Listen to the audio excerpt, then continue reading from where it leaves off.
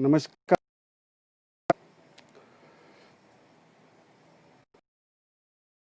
इस पेज से मैं अजीत आज़ाद आप सबों का स्वागत करता हूं।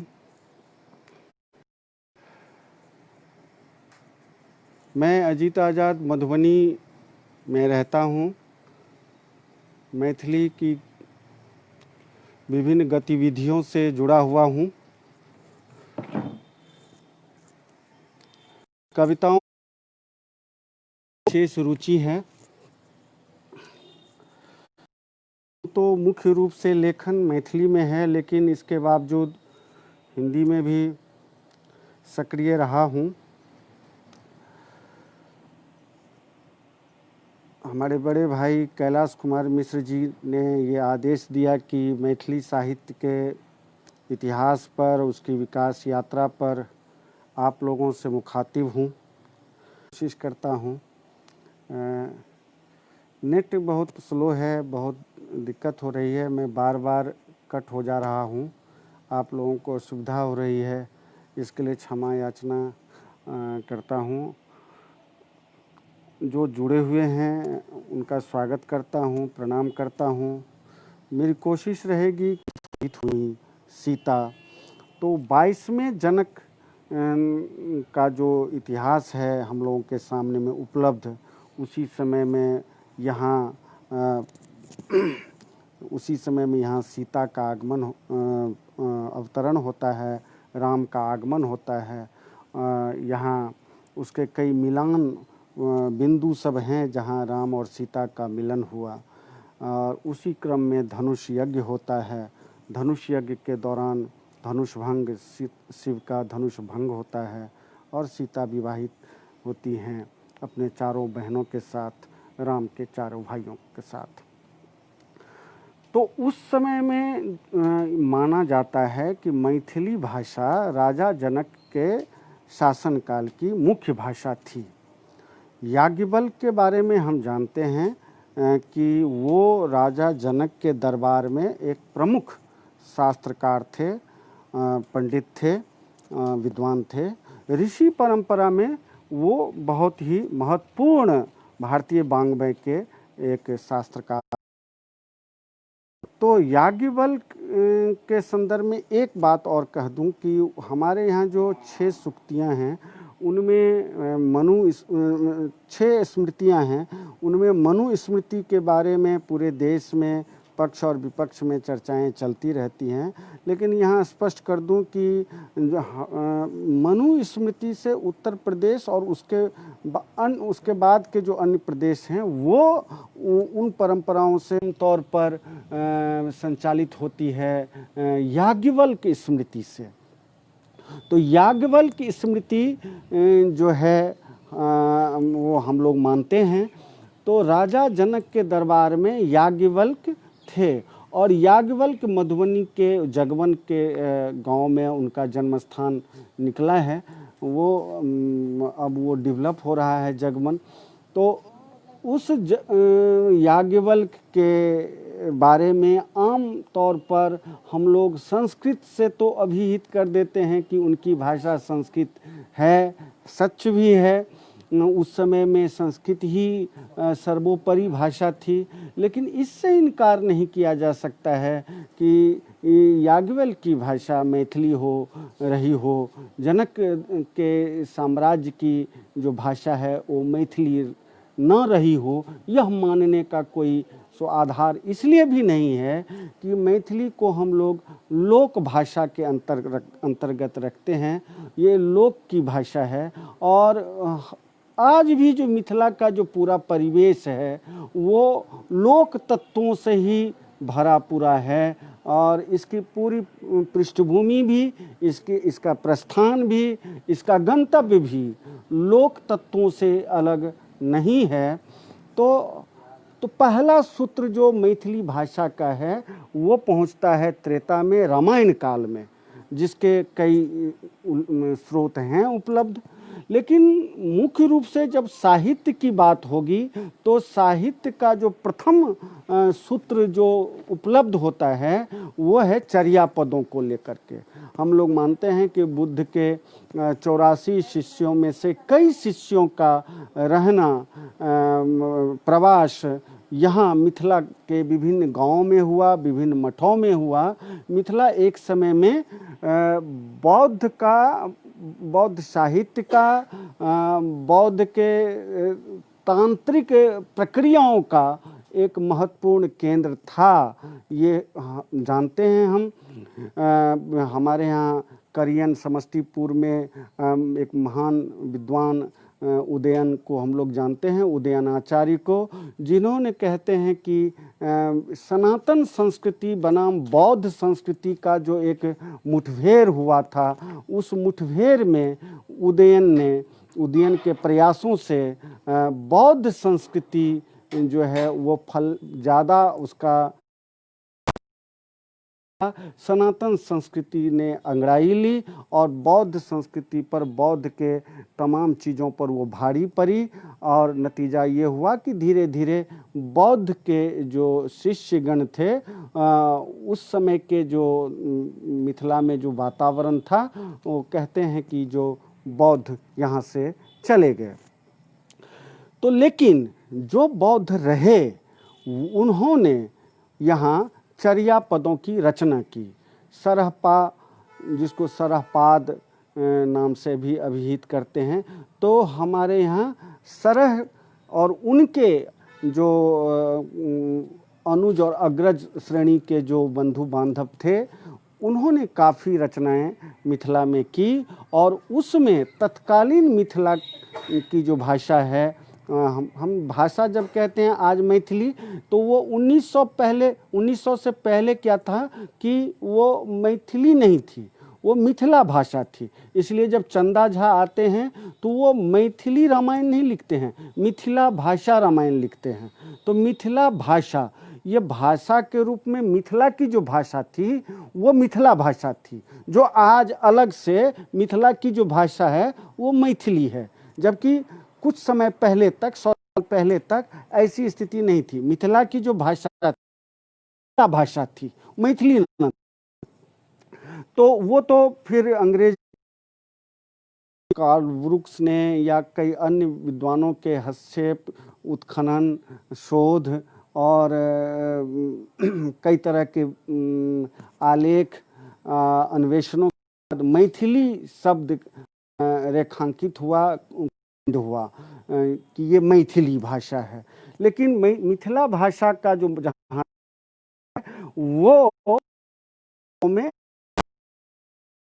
और उस समय में प्राकृत और अपभ्रंश, ये दो महत्वपूर्ण चीज़ें थी। हम लोग जानते हैं कि प्राकृत मागधी की कोख से जो बिहार के अन्य भाषाओं का भी और अगल बगल की भाषाओं का भी जन्म हुआ, तो उसमें प्राकृत और अपभ्रंश ये महत्वपूर्ण भाषाएं थी उस कालखंड में, जिसका स्रोत बाद में ज्योतिरीश्वर में मिलता है और फिर विद्यापति में भी मिलता है, और उसके बाद गोविंद दास से लेकर के आपको उमापति उपाध्याय के बाद तक ये आपको मिलेगा।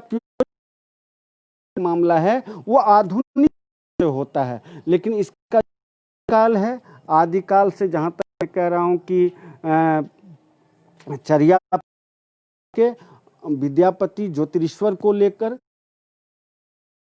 सो आदि काल माना, लेकिन उसमें 2-3 भूल चूक हुए, कह सकते हैं, भूल भी कह सकते हैं, अज्ञानता भी कह सकते हैं। बौद्ध के चर्या पदों से मैथिली सारंभ नहीं माना, ये भूल थी, अज्ञानता थी, अहमन्यता भी हो सकती है। उस समय के संस्कृति पंडितों ने, जिनका उस समय के साहित्य, उस समय की सत्ता पर आधिपत्य था, राज दरबारों में जिनका सीधा सीधा प्रवेश था, हो सकता है कि उन लोगों ने श्लीलता बनाम अश्लील अश्लीलता का जो एक उस समय में ये ज़्यादा चर्चा में थी कि चर्यापद में अश्लीलता ज़्यादा है, उसमें बहुत सारे तांत्रिक विधियों को दोहा में कहने के साहित्य का जो लिखित उपलब्ध है और सोर्स उपलब्ध है ज्योतिरीश्वर, तो वो हमसे, क्योंकि उन्होंने चर्या पदों से अपनी भाषा साहित्य का आरंभ मान लिया, तो वो 6ठी शताब्दी से शुरू हो गए और हम लोग 13वीं शताब्दी से शुरू हो गए। तो मोटा मोटी 700 साल का जो नुकसान है वो मिथिला वासियों ने झेला। लेकिन ये कल की बात थी। आज हम लोग इस पर रिसर्च करके अपनी तमाम तरह के उसके अवशेष आज भी कई गांवों में आपको देखने को मिल जाएंगे। यहीं पश्तन है, गनौली पश्तन, वहाँ पे मिल जाएंगे, मेहत में मिलेंगे, और यहाँ से मधुबनी, दरभंगा, समस्तीपुर से लेकर के नेपाल के जनकपुर तक की यात्रा में आपको कई ऐसे पड़ाव मिलेंगे। से यह प्रमाणित होता है कि बौद्ध के अनुयायियों का यहाँ लिखना हुआ। लेकिन एक आधार है। दूसरा आधार यह है कि उनकी रचनाओं में मैथिली के प्राकृत और अपभ्रंश दूसरा प्रमुख आधार है कि इसीलिए मैंने कहा कि मैथिली का जो आदिकाल है मैथिली साहित्य का, वो हम 7वीं शताब्दी में मानते हैं, 6ठी शताब्दी के उत्तरार्ध से मानते हैं, जो 7वीं से लेकर के 8वीं 9वीं तक ये रहा। बाद में क्या हुआ कि 11वीं शताब्दी के थोड़ा पहले मिथिला में कर्नाट वंश का शासन हुआ, उसमें नानीदेव आते हैं। नानीदेव संगीत का स्तंभ के रूप में पूरी दुनिया में हम न सिर्फ मैथिली को यू टर्न दे दिया, मैथिली भाषा को एक मोड़ दे दिया, मैथिली साहित्य को मोड़ दिया, बल्कि पूरी दुनिया के साहित्य को उन्होंने प्रभावित किया। उनके संबंध में 2-3 बातें कहूँगा कि एक समय में केवल उनके जो नाटक हैं गोरक्ष विजय और मणि मंजरी, ये 2 महत्वपूर्ण नाटक ऐसे थे, न सिर्फ वो मिथिला के लिए अपनी भाषा, अपनी ज़मीन की भाषा का प्रथम सम्मान विद्यापति ने किया, और दूसरी जो मैं कहता हूँ कि जो भनिता है, जिसको तखल्लुस कह सकते हैं, वो भी विद्यापति से ही शुरू हुआ। ऐसा उनसे पहले का ये मिलता नहीं है कि गज़लों में भी जो तखल्लुस आया होगा वो विद्यापति से पहले कब आया, अभी इसका सोर्स उपलब्ध नहीं है। विद्यापति जो हैं, जिनका जीवन काल हम लोग 1350 से 1450 मानते हैं, कई लोग 1348 से लेकर के 1448 मानते हैं, लेकिन दोनों ही स्थितियों में 100 साल की उनकी आयु को लोग मानते हैं। तो उसमें जो 1350 के बाद अगर हम 25-30 साल की उनकी आयु को और जोड़ दें, तो 1375-80 के समय में जो वो लिख रहे होंगे, उस वक्त जो वो भनिता लगा रहे होंगे, तो वो उससे पहले भनिता लगी थी कि नहीं लगी थी, ये तखल्लुस था कि नहीं था, इसकी रवायत थी कि नहीं थी, ये अभी मेरी जानकारी में नहीं है। और मैं मानता हूँ कि विद्यापति से ही इस भनिता का प्रयोग रहा हो। ये 2 महत्वपूर्ण काम हुए कि एक, मैं अपनी मातृभाषा को शीर्ष पर रखना देशील बहना के रूप में, और दूसरा भनिता के रूप में। इस भनिता का बाद में इतना चलन हुआ कि विद्यापति नहीं भी रहे तो उनके बाद जो कई तरह के पद लिखे गए अन्य लेखकों ने, उसमें भी उस भनिता का प्रयोग वो रहा, विद्यापति के नाम से चलता रहा। या ये बड़े लेखकों के साथ शायद आज भी होता हो, कबीर के साथ होता रहा है। कहते हैं कि रामचरितमानस में भी बाद में कई इस तरह के दोहा चौपाइयाँ आईं जो कहते हैं कि तुलसीदास जी द्वारा विरचित नहीं थे। लेकिन ये जो सामने में चीज़ें हैं उसको आधार बना के अगर हम बात करें तो विद्यापति ने भनिता का श्री गणेश किया, उसका प्रचार प्रसार हुआ उनके बाद। और उनके बाद जो है सो 2-3 चीज़ें हुई यहाँ से। पहली चीज़ें ये हुई कि विद्यापति वैष्णव पदों की रचना करने लगे भक्ति में। हालांकि उन्होंने तो काली पर भी लिखा, कृष्ण पर भी लिखा, शिव पर भी लिखा। इस संबंध में उनके पद भी हैं कि वो कभी हर हो जाते, हर के लिए लिखते हैं, कभी हरि के लिए लिखते हैं, तो ये मान्यता है। लेकिन उनके जो विशेष पद थे वो राधा कृष्ण को लेकर के थे। और इसका प्रभाव ये हुआ कि वो मिथिला एक समय में 2 लोगों को प्रभावित करने में सक्षम रहा। ये 2 लोग कौन थे? ये 2 लोग वो थे जो विश्व साहित्य में एक बड़ा रसूख कल भी रखते थे और आज भी रखते हैं। एक रविंद्रनाथ टैगोर, जो बाद के हैं रविंद्रनाथ टैगोर, या 20वीं शताब्दी में जिन्होंने भानु सिंहेर पदावली की रचना की, वो विद्यापति से प्रभावित होकर, इसका उन्होंने जिक्र भी किया है। तो और हम जानते हैं कि गुरुदेव रविंद्रनाथ टैगोर उनको प्रभावित करने वाले शख्स हमारे मिथिला के विद्यापति थे। लेकिन उससे काफ़ी पहले जाएं तो चैतन्य महाप्रभु का नाम लें तो चैतन्य महाप्रभु विद्यापति के पदों से इतने प्रभावित हुए कि वो उन्हीं का पद आमतौर पे गाते रहे, चाहे वो नदिया में हो, उनके अपने जो निवास क्षेत्र था नदिया जिला, जहाँ उनका जन्म भी हुआ। और बाद में उनकी जो यात्रा रही है उनके अनुयायियों की, वो बंगाल से असम तक की यात्रा रही, वो रही। उसमें जो प्रभावित होने वाले दूसरे शख्स थे वो थे असम के शंकरदेव, जिनको अंकिया नाट का प्रणेता माना जाता है। उनका रुक्मिणी हरण काफ़ी प्रसिद्ध हुआ, तो इस पर बाद में चर्चा करेंगे। पहले चैतन्य महाप्रभु को लेते हैं। तो विद्यापति के वैष्णव पदों को लेकर, राधा कृष्ण के पदों को लेकर चैतन्य महाप्रभु और उनके अनुयायी पूरे देश में, खास करके उत्तर भारत में और उत्तर से पूर्वोत्तर भारत में वो फैल गए और विद्यापति का अनुगूंज चारों तरफ फैल गया। ये रहा। उसी के समय में नेपाल एक महत्वपूर्ण टर्निंग पॉइंट है।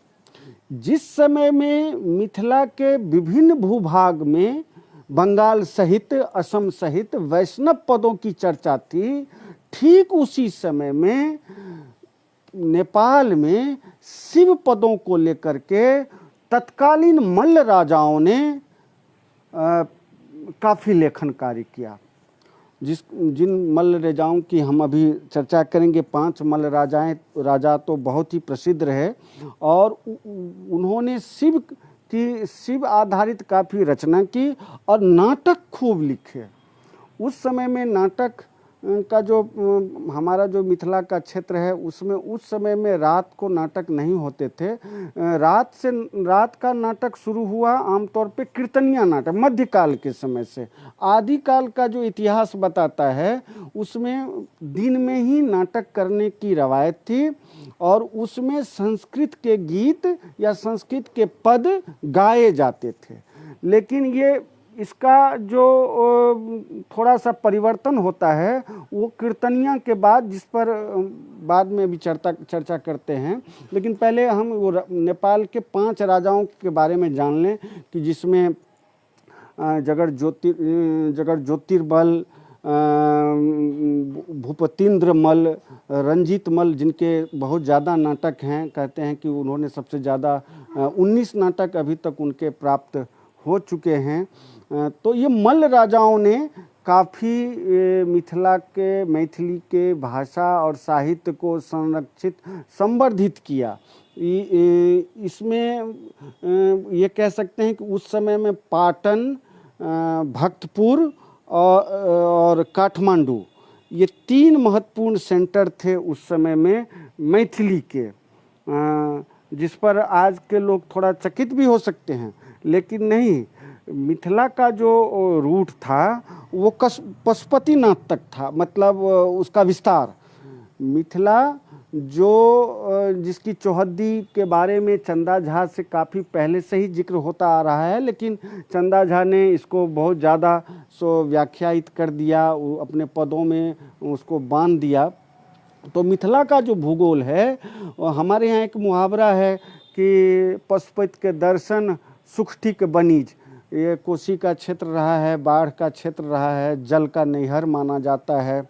दिनेश मिश्र जी ने यहाँ पर कई महत्वपूर्ण कार्य किए, बांध के विरोध में कई तरह के आंदोलनों के वे अगवा भी रहे। इस अवसर पर मैं उनको याद करता हूँ। तो यहाँ मछली उत्पादन काफ़ी होता रहा है। मछली, पान, माछ, मखान, ये तो यहाँ के लोक जीवन का एक प्रमुख तत्व है।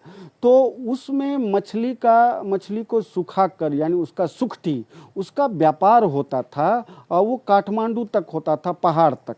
तो उस पहाड़ तक वहाँ पशुपतिनाथ का मंदिर था।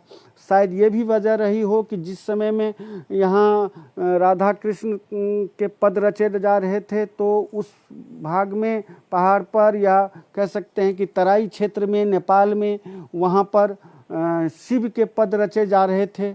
उस पशुपतिनाथ एक बड़ा कारण रहा हो शायद। तो वहाँ के राज दरबार में मैथिली को संवर्धन, संरक्षण मिला, लेकिन वो कालखंड बहुत दिनों तक चला नहीं। पृथ्वी नारायण शाह जो राजा हुए, उसके बाद वो गति थम गई, बल्कि यूँ कहें कि वो नाट्य लेखन का वो दौर थम गया, नाट्य मंचन का दौर थम गया। गोरखा शासन वहाँ पर आ गई, जिसकी नाटक या संगीत साहित्य आदि से जिसकी कोई सीधा उनका कोई मतलब नहीं था, रुचि नहीं थी। तो ये नुकसान हुआ। लेकिन मल्ल राजाओं के समय में उसकी जड़ें इतनी मजबूत हो गई कि आज भी नेपाल, कह सकते हैं कि मैथिली का एक बहुत बड़ा केंद्र बना हुआ है, एक ध्वज है। सीमाएं थोड़ी सी बाधित हो गई 1816 ईस्वी के सुगौली संधि के बाद, मगर मैथिली दोनों पारों में, उसके 8 जिलों में, नेपाल के 8 जिलों में, और यहाँ 21 जिलों में, बल्कि अगर नवगछिया को, पुलिस जिला को अगर मान लेते हैं, तो 22 जिलों में मैथिली बोली जाती है। यानी 30 जिला तो हम सीधा सीधी कह सकते हैं, कोई 22 और 8। हालांकि इस पर कई सारे मित्र हो सकता है कि जो बहस करें। तो ये जो तथ्य हैं, मैं उन आधारों पे बात कह रहा हूँ, आप सहमति रख सकते हैं। तो मैं कह रहा था कि नेपाल के बाद जब हम प्रवेश करते हैं आदिकाल का इस खंड को पूरा करने के बाद, जब हम उसके मध्यकाल में आते हैं, 1600 ईस्वी के बाद से आते हैं, तो हमारे पास, हमारे साहित्य में पारिजात हरण के साथ उमापति उपाध्याय अवतरित होते हैं। और यहाँ से हम ये भी कह सकते हैं कि कीर्तनिया का ये उत्कर्ष है।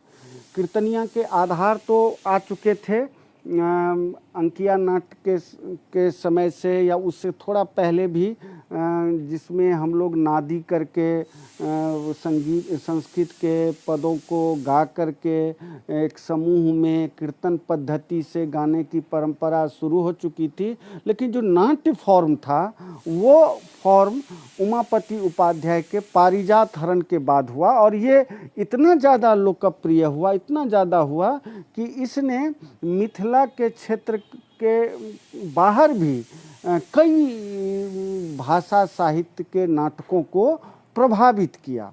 और यहाँ से कीर्तनिया एक नया फॉर्म हुआ, जिस पर कुणाल जी ने काफ़ी काम किया है।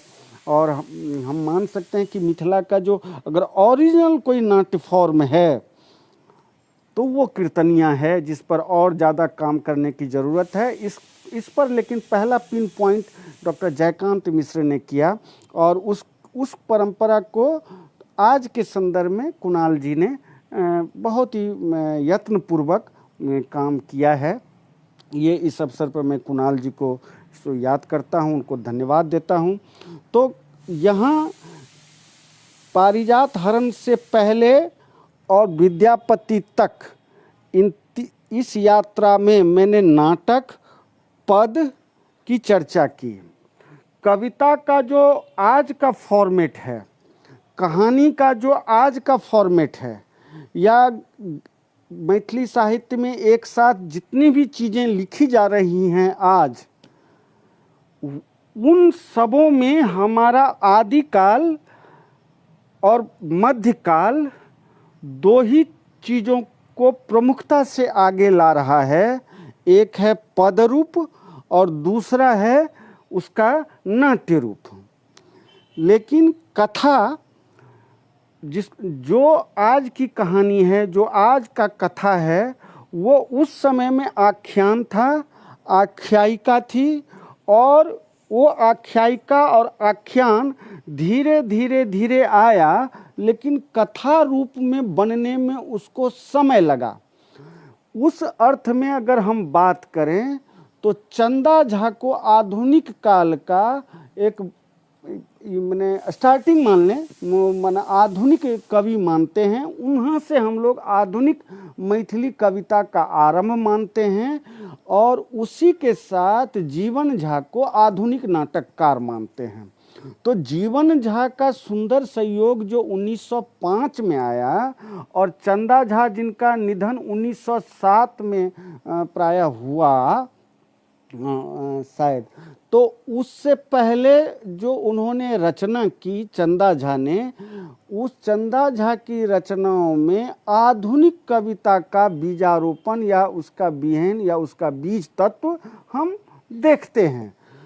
और नाटक का भी जो सुंदर संयोग है वो फॉर्मेट के स्तर पर पहले वाले फॉर्मेट के आधार पर ही है, अर्थात कथानक के साथ साथ गीतों संगीतों से भरा पूरा एक कंसेप्ट रूप, मगर उसमें आधुनिकता के कुछ तत्व थे, और उस आधुनिकता में सो विषय के स्तर पर भी थोड़ा नवता था, संवाद के स्तर पर भी और प्रयोग के स्तर पर भी कुछ तत्व ऐसे थे कि हमारे जो वर्तमान के जो इतिहासकार या तत्कालीन इतिहासकार थे, उन्होंने ये माना कि 19वीं शताब्दी में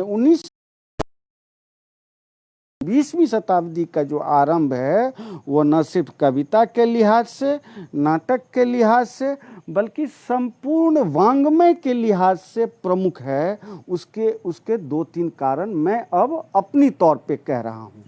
पहला कि पत्र पत्रिकाओं का आगमन 1905 में, हम जानते हैं कि मैथिल हित साधन पहले पत्रिका थी, जयपुर से आई, फिर मैथिल हित साधन के लगे हाथ मिथिला मोद का प्रकाशन हुआ, और धीरे धीरे कई पत्रिकाएं आती गई। पत्रिकाओं के साथ साथ दूसरा काम ये हुआ कि मैथिली लेखन की जो वैज्ञानिक पद्धति है, अथवा जिसको कह सकते हैं कि मानकीकरण के लिहाज से, हालांकि उस वक्त मानकीकरण नहीं था जो आज है, लेकिन इसको इस रूप में कह सकते हैं कि मैथिली लेखन की जो वैज्ञानिक पद्धति है उसके संदर्भ में चर्चा शुरू हो गई, बातचीत शुरू हो गई, और लेखकों की एक जमात बननी शुरू हो गई। मिथिला के विभिन्न क्षेत्रों से लेखक लोग आने लगे, और साहित्य जो है सो थोड़ा सो नए रूप में लोगों के सामने आने लगा। पत्रिकाओं के कारण प्रकाशन भी शुरू हो चुके थे, लोगों की रचनाएं आने लगी सामने में। तीसरा जो बड़ा कारण हुआ वो ये हुआ कि तब जब ओइनवार वंश का था, मिथिला का शासन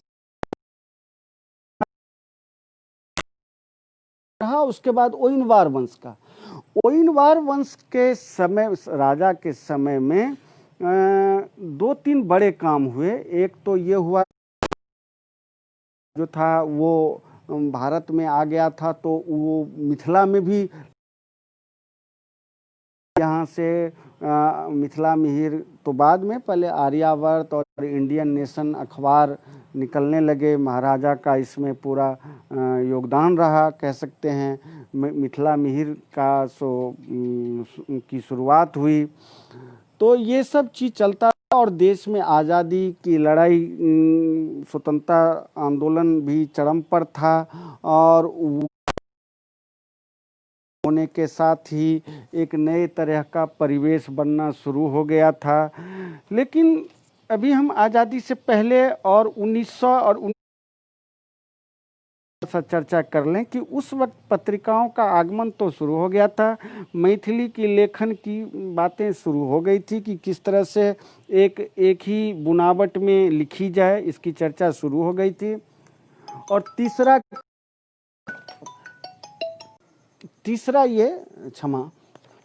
तीसरा ये हुआ कि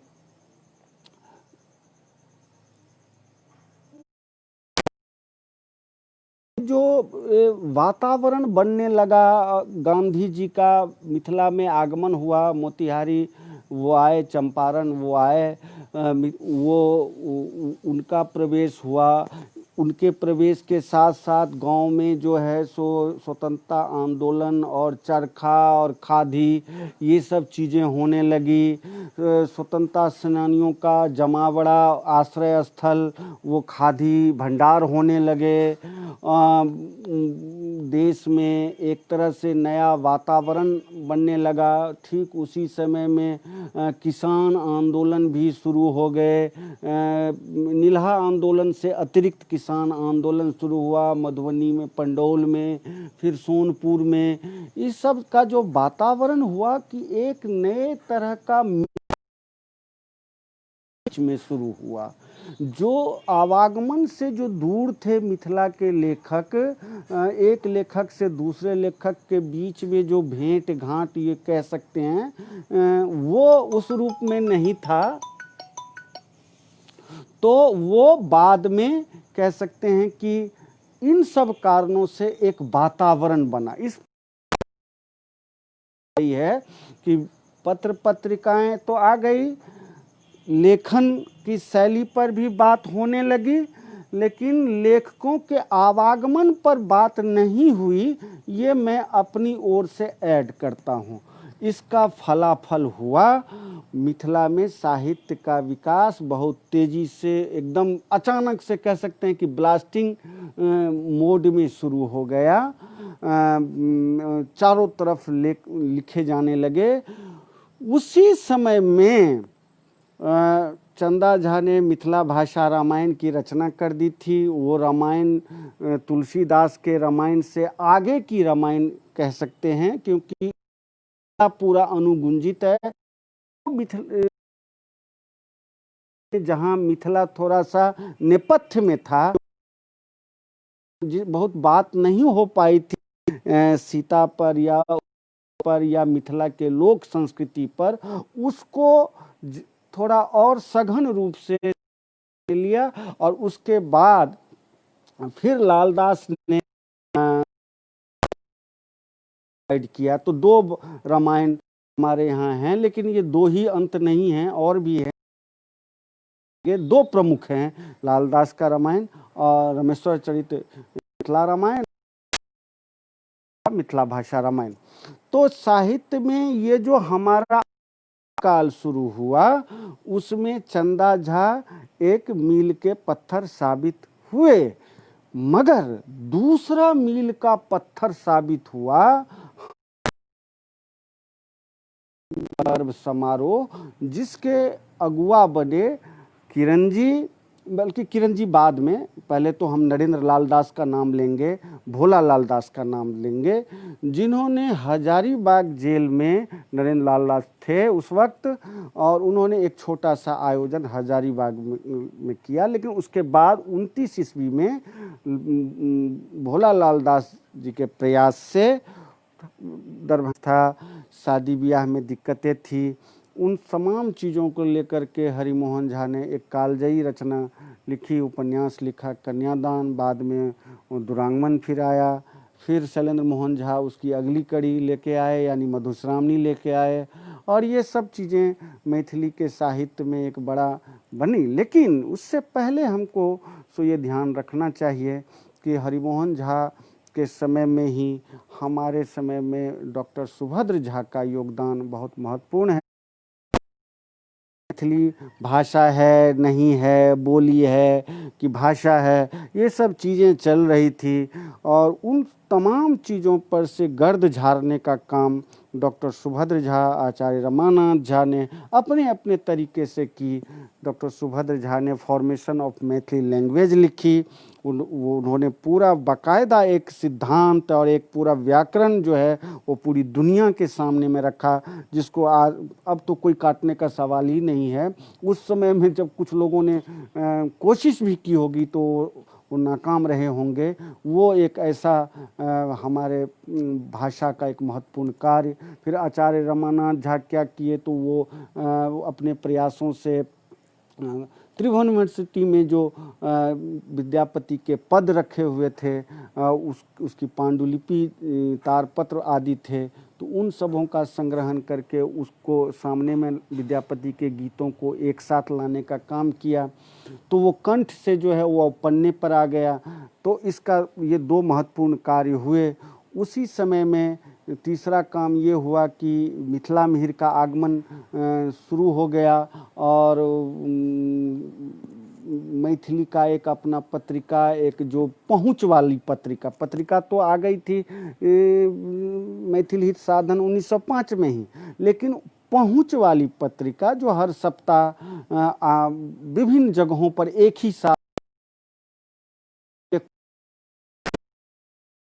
भी दे, सोच वाली पत्रिका थी, जिसमें संपादक भी उसी तरीके के थे। सुमन जी थे, शेखर जी थे महत्वपूर्ण। उसके बाद तो कई सारे लोग हुए उसमें।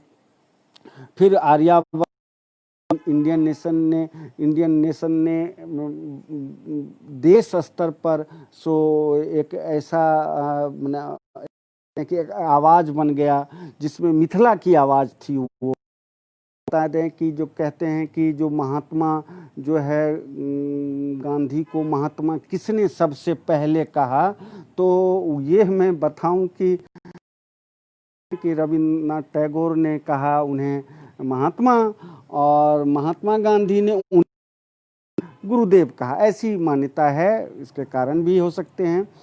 लेकिन आपको बता दें कि जब महात्मा गांधी महात्मा नहीं थे, तब नेशन ने अंग्रेजी के संपादकीय में जब वो मोतिहारी चंपारण आए थे, तो उसी एडिटोरियल में, जब महात्मा गांधी मिथिला में थे, तो उसी एडिटोरियल में हमारे संपादक महोदय महात्मा गांधी के बारे में महात्मा शब्द का इन्वर्टेड कॉमा में उपयोग किया था। यानी महात्मा को सबसे पहले महात्मा कहने वाला यही मिथिला समाज है, और वो लिखित रूप में कहा था। उसके डॉक्यूमेंट्स आज भी उपलब्ध हैं। डॉक्टर रामदेव झा के पास वो उपलब्ध है। मैं आज रामदेव बाबू को भी इस अवसर पर प्रणाम करता हूं कि उनके प्रयासों से मैथिली को कई क्षेत्रों में से महत्वपूर्ण सफलता मिली। खास करके अष्टम अनुसूची का जो डॉक्यूमेंटेशन हुआ है, तो उस डॉक्यूमेंटेशन इस सेंस में कि मैथिली को जब अष्टम अनुसूची में स्थान देने की बात चल रही थी, उसका आंदोलन चल रहा था, तो कई चीज़ें मांगी गई थी, तो बहुत चीज़ें छितराई हुई थी। तो उसको डॉक्टर रामदेव झा और उनके तमाम जो सहयोगियों ने उसको एक जगह करके, जिसमें बैद्यनाथ चौधरी बैजू का भी नाम लेना चाहूँगा, उन सबों ने वो किया। तो ये चीज़ें हुई। लेकिन इसके बाद जब आज़ादी के बाद 2-3 चीज़ें जो साहित्य में रेखांकित हुई कि एक तरफ से यात्री जी आते हैं, दूसरी तरफ से राजकमल आते हैं, तीसरी तरफ से पहले से ही वो हरिमोहन जी की झा की आभा थी, सुभद्र झा थे, सुमन जी आते हैं, अमर जी आते हैं, मधुप जी आते हैं, किरण जी आते हैं, और एक संगोर बनता है। और इस क्रम में कई सारे लोग आते हैं, चंद्रभानु सिंह, कनक जी, प्रबोध नारायण चौधरी, बाबू साहब चौधरी प्रभृत अनेक नाम, कई नाम छूट सकते हैं, मैं क्षमा मांगता हूँ उन सबों के लिए कि 1 घंटे में ये सब संभव नहीं है। फिर भी जो प्रमुख लोग सब हैं उनको समझ के आगे की पंक्ति को आप खुद पूरा कर लेंगे। तो ये सब आए। इसके बाद साहित्य में 2 तरह की मैंने धारा बननी शुरू हुई। एक तो हुई कि जो परंपरावादी धारा थी और एक थी नवतावादी धारा। इसको थोड़ा और साहित्य के नजदीक ले जाएं। एक थी परंपरा के को साथ लेकर चल गतिशील धारा के संदर्भ में थोड़ा और क्लियर कर लें।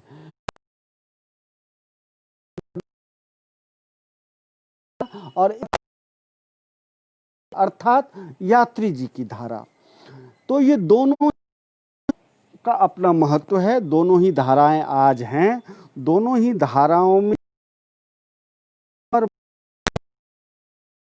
नहीं है, दोनों का अपना अपना वजूद है।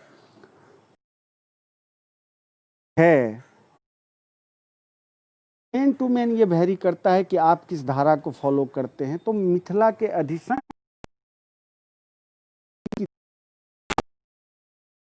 और उसके साथ आगे बढ़े। तो मैं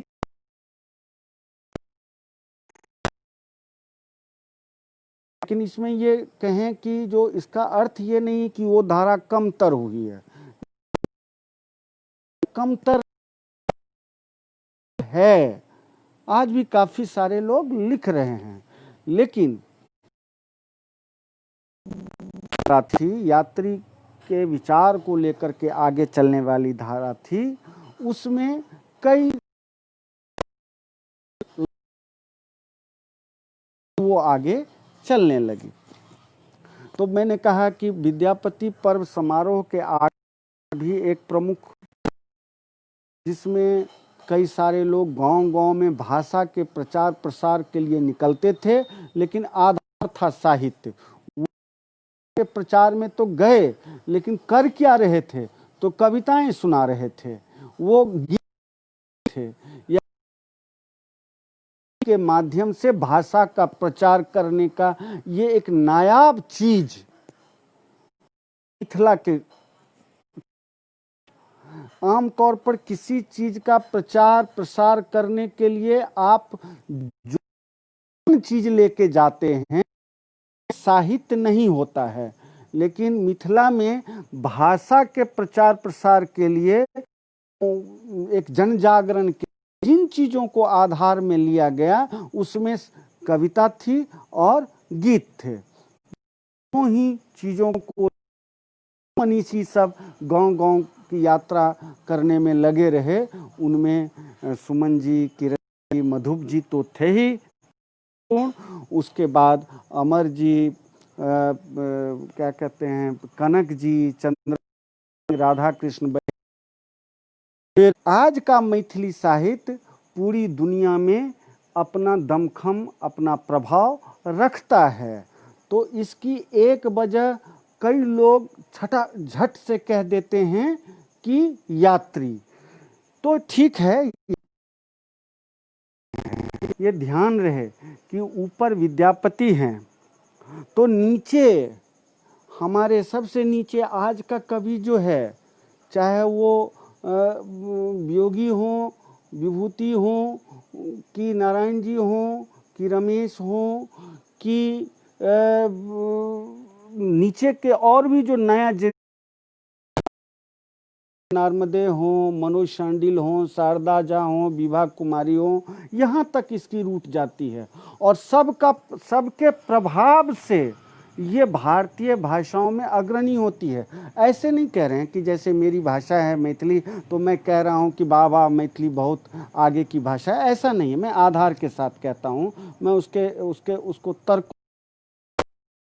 साथ कहता हूँ कि आज अगर आप कहते हैं कि मैथिली साहित्य आगे की बात करती है, आगे की सोचता है, वो तो उसके आधार क्या क्या हैं। तो आप पहले तो ये देखें कि मैथिली भाषा है क्या। मैथिली भाषा जो है वो एक लोक भाषा है। तो लोक भाषा में ये ध्यान रहे कि यहाँ प्रतिवर्ष अन्य जो लोक भाषाएं हैं भारत की, अगर हिंदी को छोड़ दें, मलयालम और कन्नड़, तमिल और तेलुगु को छोड़ दें, बांग्ला और उड़िया को छोड़ दें, तो आप जो ये 5-7 भाषाएं ऐसी हैं जो कि अधिक तादाद में बोली जाती हैं और वो काफ़ी अन्य कारणों से भी वो मजबूत हैं वो, क्योंकि हमारे यहाँ प्रोफेसर मायानंद मिश्र थे, बहुत बड़े मैथिली के कवि, तो वो कहते थे कि देखो कि हिंदी साहित्य के पास बड़े बड़े शहर हैं, मैथिली साहित्य के पास कौन सा शहर है। उन्होंने उदाहरण दिया कि भाई कलकत्ता के पास, माने बांग्ला साहित्य के पास कलकत्ता है, मराठी साहित्य के पास बम्बई है, पुणे है, नागपुर है, उड़िया के पास भुवनेश्वर है, तो उसी तरह से किसी के पास बेंगलोर है, किसी के पास मद्रास, चेन्नई है। आपकी मैथिली के पास क्या है? तो हमारे पास ले दे के क्या है, तो वही अररिया, किशनगंज, शिवहर, सीतामढ़ी, दरभंगा, मधुबनी, सहरसा, सुपौल, समस्तीपुर, बेगूसराय। तो ये सब जो हैं सो कह सकते हैं कि मेट्रोपॉलिटन सिटीज़ नहीं हैं, ये एक ज़िला मुख्यालय भर हैं और उसमें गांव से थोड़ी ज़्यादा सुविधा है, क्रय शक्ति नहीं है, अपार्टमेंट नहीं है, रोड उस तरह से नहीं है, मॉल, अब तो गाँव में खुल जाएगा, लेकिन मैं पहले के संदर्भ में कह रहा हूँ कि बहुत ज़्यादा विकसित नहीं है, तो क्रय शक्ति नहीं है, किताबें नहीं हैं, किताबें हैं तो खरीदार नहीं हैं।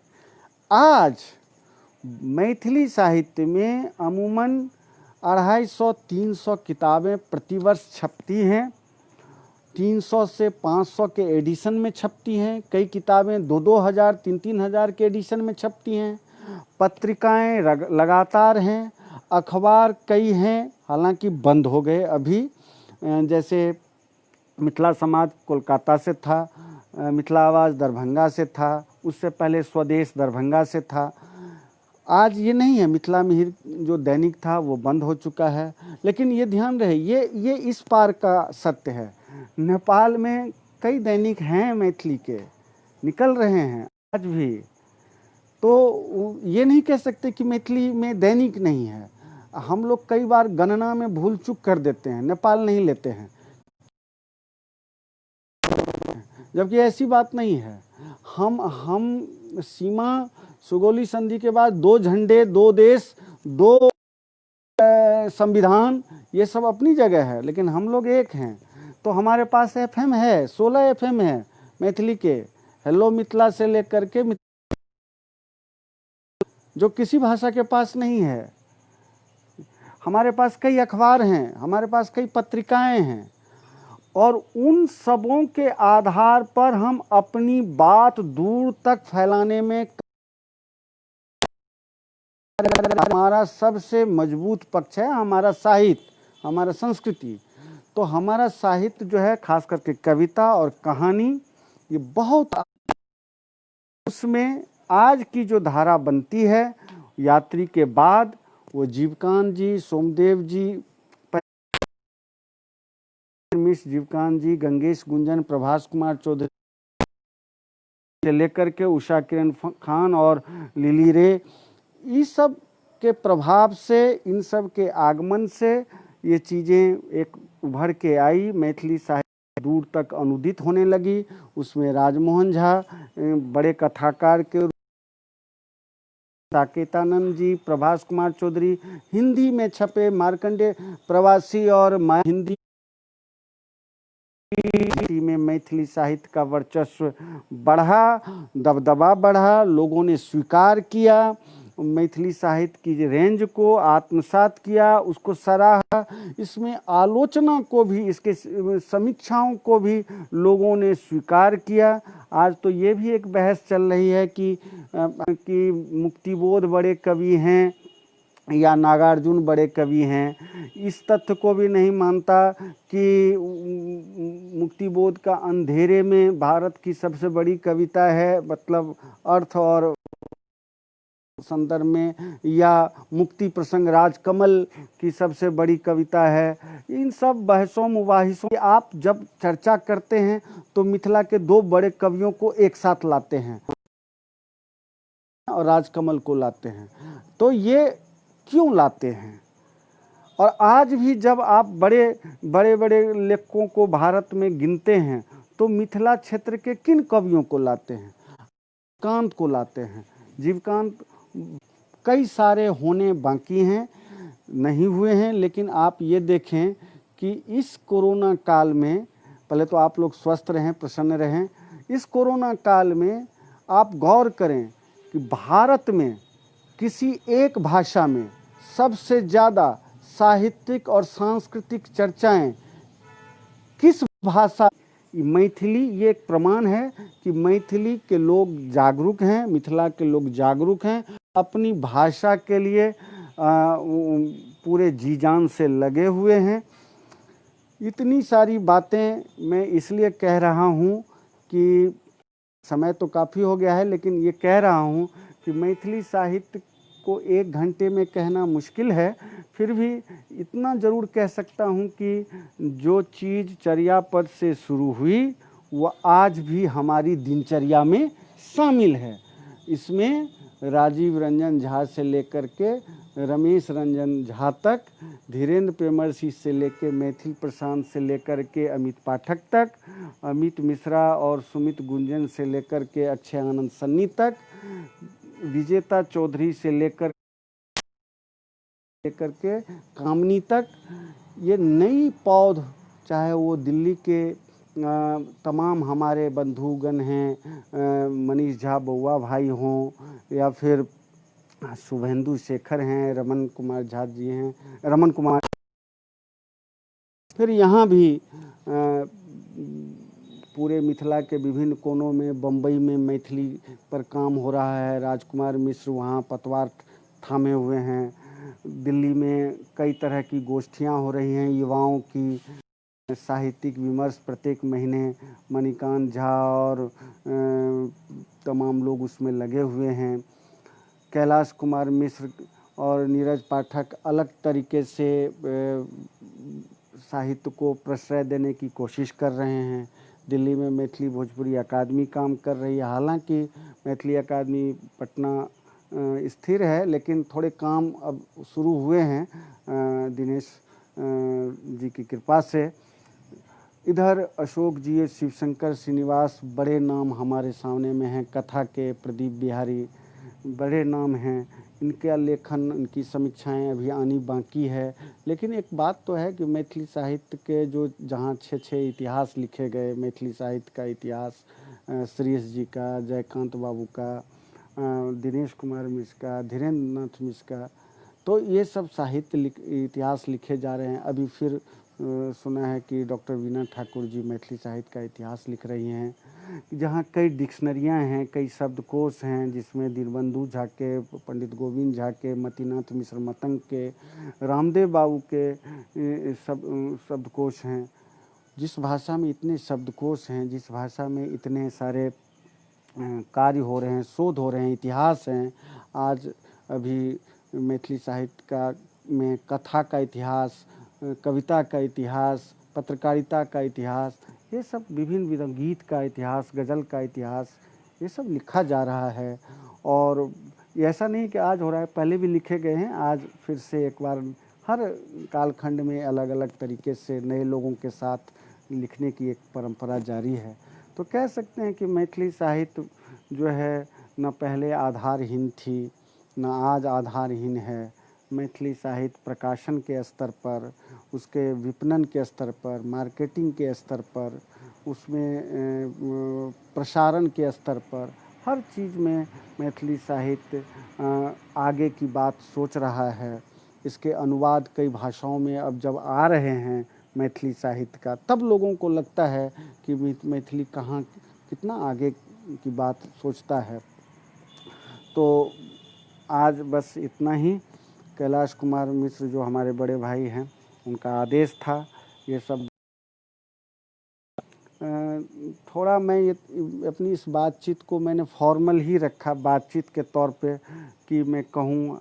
वैसे प्रकाशक हूँ, लेखक हूँ, तो किताबें तो रहती ही हैं, तो मैं उल्टा उल्टा के आपको कहता कि भाई ये तारीख ये है, इस ईस्वी में ये हुआ। तो उसकी तुलना में मैंने आपको एक समराइज तौर पे जो जितना मुझे आता था, जितना मैंने समझा है और जितना मैं लोगों को कहता हूँ, तो वो सारी चीज़ें मैंने कही, आधार और सबूत के साथ कही हैं। उसमें थोड़ा ऊंच नीच हुआ हो तो मुझे क्षमा करें। आप लोगों ने सुना, धैर्य के साथ सुना। भाषा मैंने फोक ब्रेन के लिए हिंदी में रखी, ऐसा ही निर्देश भी था। मैथिली में कभी फिर मौका मिलेगा तो मैथिली के पाठकों के लिए कहूँगा, लेकिन हिंदी में और अन्य भाषाओं में मैथिली साहित्य का इतिहास जाना चाहिए, ये ज़रूरी काम है। और इस ज़रूरी काम को संपादित करने के लिए डॉक्टर कैलाश कुमार मिश्र जी का और उनके सहयोगियों का, उनके इस पेज फोक ब्रेन का मैं हृदय से आभार व्यक्त करता हूँ। प्रणाम।